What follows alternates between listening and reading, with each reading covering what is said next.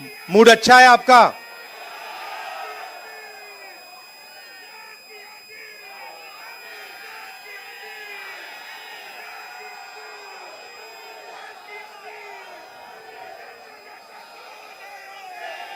देश में विचारधारा की लड़ाई चल रही है।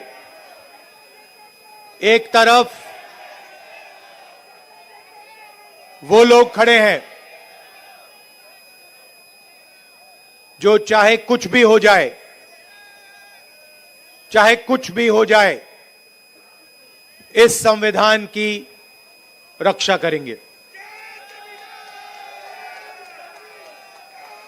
संविधान में साफ लिखा है, पहले पेज पे लिखा है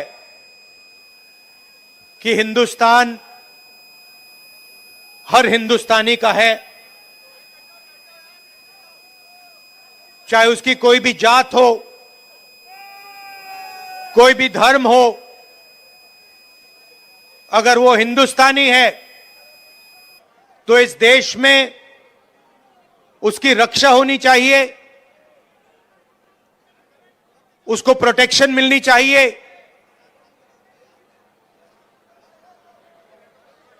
कॉन्स्टिट्यूशन कहता है। और आजकल बीजेपी के लोग, आरएसएस के लोग इस संविधान को खत्म करने में लगे हुए हैं। नफरत फैलाते हैं, एक भाई को दूसरे भाई से लड़ाते हैं,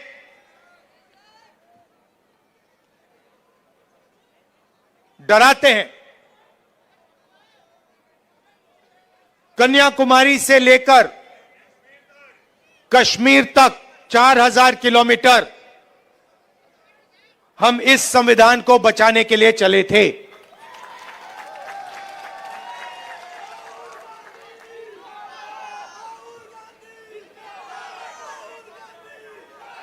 अंबेडकर जी के संविधान पर रोज नरेंद्र मोदी, बीजेपी और आरएसएस के लोग आक्रमण करते हैं।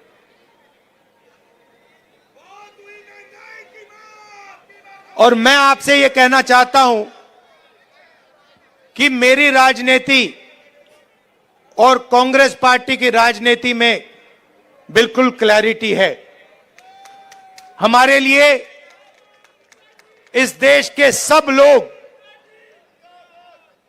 लोग एक समान हैं। इस देश में मोहब्बत नफरत को काटेगी, हराएगी। मोहब्बत हिंसा को काटेगी और हराएगी। और आप मेरी पूरी लाइफ की राजनीति देख लेना, मैं आज की बात नहीं कर रहा हूं। जब तक मैं जिंदा हूं, आप लिख के ले लो, अगर किसी भी हिंदुस्तानी पर आक्रमण होगा, चाहे वो कोई भी हो, किसी भी धर्म का हो, मुसलमान हो, हिंदू हो, सिख हो, ईसाई हो, चाहे वो किसी भी जात का हो, दलित हो, पिछड़ा हो, राहुल गांधी वहां आपको उसकी रक्षा करते हुए मिलेगा। मेरे लिए हिंदुस्तान का यही मतलब है कि इस देश में नफरत ना हो और गरीब से गरीब व्यक्ति, हर धर्म का व्यक्ति, हर जात का व्यक्ति बड़ा से बड़ा सपना देख सके।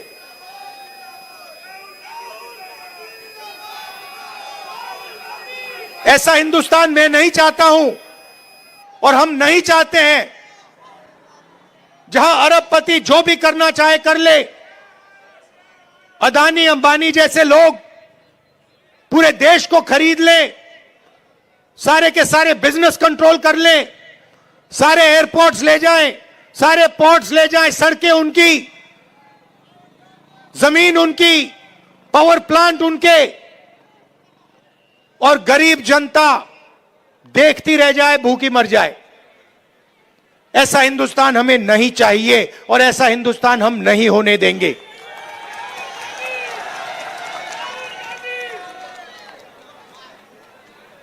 मैं जहां भी जाता हूं, अपनी मीटिंग्स में दो तीन चीजें कहता हूं, और यह आपको अच्छी तरह समझना होगा।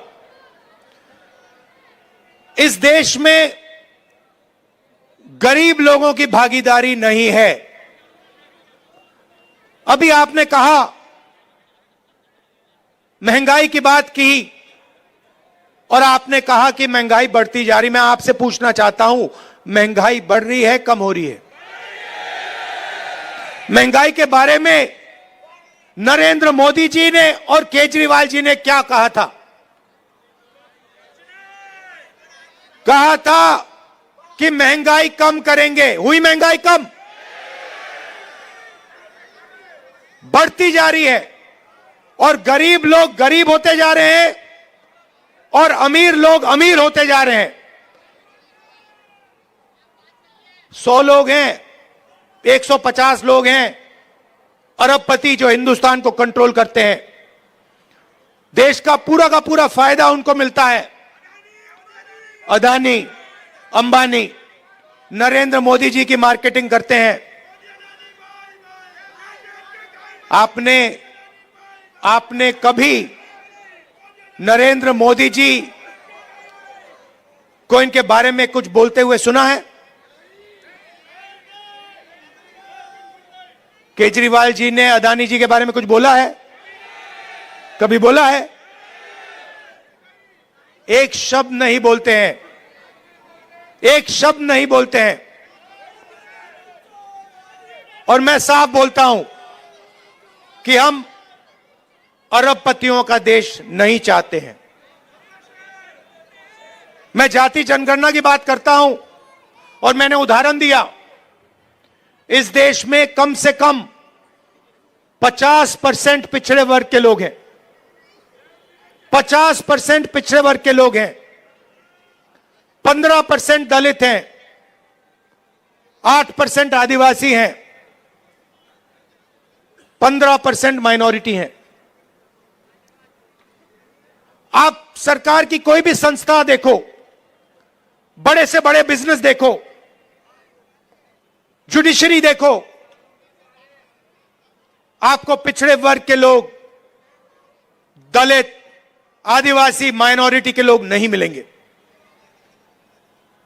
मैंने उदाहरण दिया था, हिंदुस्तान की सरकार को 90 आईएएस अफसर चलाते हैं।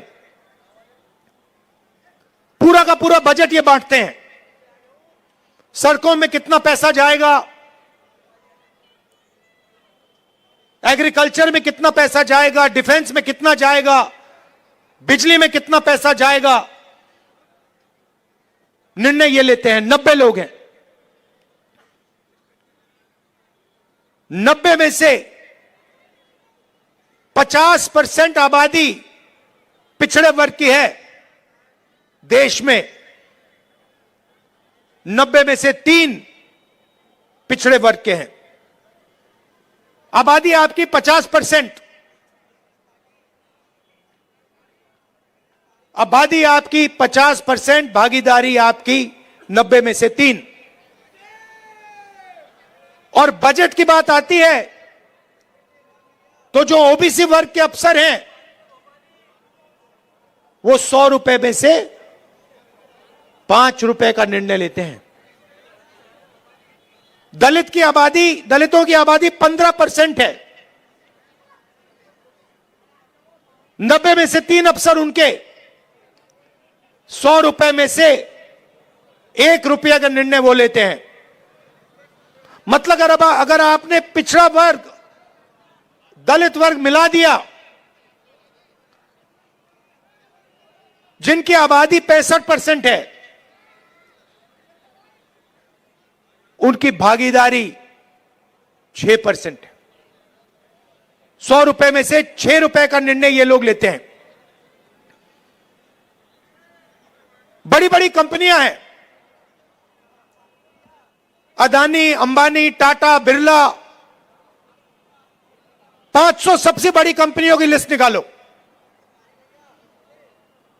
और आपको दिखेगा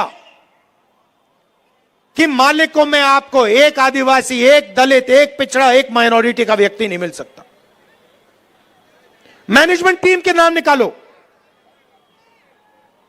आपको एक पिछड़ा वर्ग का व्यक्ति नहीं मिलेगा, एक दलित नहीं मिलेगा, एक आदिवासी नहीं मिलेगा। यह हिंदुस्तान की सच्चाई है। और जब मैं जाति जनगणना की बात करता हूं, नरेंद्र मोदी जी के